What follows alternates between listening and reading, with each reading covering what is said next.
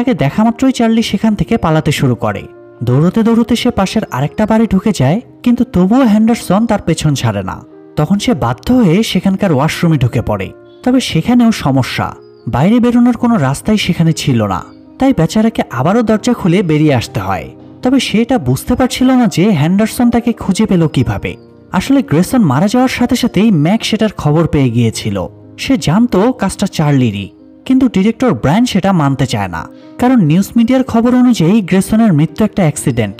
তবে এরপরও ব্যাপারটা নিয়ে ম্যাক হ্যান্ডারসনকে অ্যালার্ট করে দেয়। এরপর হ্যান্ডারসন খোঁজ নিয়ে জানতে পারে গ্রেসনের মোবাইলটা চার্লির কাছে আছে, আর সেটা ট্র্যাক করতে করতেই সে চার্লির কাছে পৌঁছে যায়।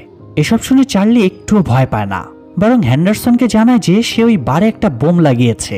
এমনকি হ্যান্ডারসন কিছু বুঝে ওঠার আগেই চার্লি তার মোবাইলের একটা বাটন প্রেস করে বোমটা ব্লাস্ট করে দেয়। এতে সেখানে হুলস্থুল তৈরি হলে সেই সুযোগে সে সেখান থেকে পালিয়ে যায়। সেই সাথে মোবাইলের ট্র্যাকারটা অফ করে দেয় যাতে হ্যান্ডারসন আর তাকে খুঁজে না পায়। তবে চার্লি এতটুকু বুঝে গিয়েছিল যে সে প্রত্যেকবার এত সহজে পালাতে পারবে না। তাই সে এবার ইনকুলিনের সঙ্গে যোগাযোগ করে। ইনকুলিন তখন টার্কিতে ছিল। চার্লির অনুরোধে সে চার্লিকে সেখানে ডেকে নেয়। চার্লি তখন বুদ্ধি খাটিয়ে প্লেনের বদলে কার্গোতে করে রওনা হয়, কারণ প্লেনে করে গেলে খুব সহজেই তার ডেস্টিনেশন খুঁজে বের করা যাবে। তো সেখানে পৌঁছানোর পর ইনকুলিনের গাইডেন্স অনুযায়ী সে একটা রেস্টুরেন্টে গিয়ে বসে। সে যেহেতু ইনকুলিনকে চিনত না, তাই সেখানে থাকা সবাইকে তার ইনকুলিন মনে হচ্ছিল। তখন সে একটা বুদ্ধি খাটায়। সে ইনকুলিনকে একটা মেসেজ পাঠায়। মেসেজটা সেন্ড হওয়া মাত্রই পাশের একজন মধ্যবয়স্ক লোক ফোনটা হাতে নেয়, আর সেটা দেখে চার্লি ধরে নেয় ওই লোকটাই ইনকুলিন। তবে চার্লি লোকটার সাথে কথা বলতে গেলে একজন মহিলা তাকে ডেকে নিয়ে সেখান থেকে বেরিয়ে আসে। তখন চার্লি জানতে পারে ওই মেয়েটাই আসলে ইনকুলিন। সে চার্লিকে জানায় যে তার হাজব্যান্ড একজন সিআইএ এজেন্ট ছিল, আর তার কোড নেম ছিল ইনকুলিন। তবে 6 বছর আগে একটা মিশনে তাকে তার জীবন দিতে হয়। আর মেয়েটা যেহেতু নিজেও একজন এক্সপার্ট হ্যাকার ছিল, তাই এরপর থেকে সেই গোপনে ইনকুলিন সেজে সিআইএ কে আপডেট দিতে শুরু করে। কথা বলতে বলতে তারা শহর থেকে একটু দূরের একটা নির্জন বাড়িতে চলে আসে।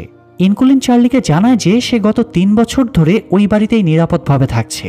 তখন চার্লি কৌতূহলবশত তাকে জিজ্ঞেস করে তার শত্রুরা যদি তার অ্যাড্রেস সম্পর্কে জেনে যায় বা রাশিয়ান মাফিয়ারা যদি তার উপরে হামলা করে তখন সে কি করবে। তখন ইনকুলিন একটা পিস্তল দেখিয়ে বলে এমন কোনো ঘটনা ঘটলে সে ওই পিস্তল দিয়ে নিজেই নিজেকে শেষ করে দেবে। মানে কোন লেভেলের মাইন্ডসেট ভাবা যায়। যাই হোক, এরপর তারা তাদের কাজে লেগে পড়ে। ইনকুলিন আগে থেকেই চার্লির মিশনের ব্যাপারে জানতো, তাই ওই টেররিস্টদের ব্যাপারে ডিটেলস বের করে রেখেছিল। সে চার্লিকে জানায় তার মেইন টার্গেট বনি নিজে কিলার হওয়া সত্ত্বেও নিজের সেফটির জন্য বড় বড় কিলারদেরকে নিয়ে নিজের কাজ করায়।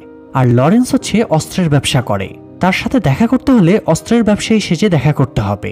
এরপর বাকি থাকে মিশকা।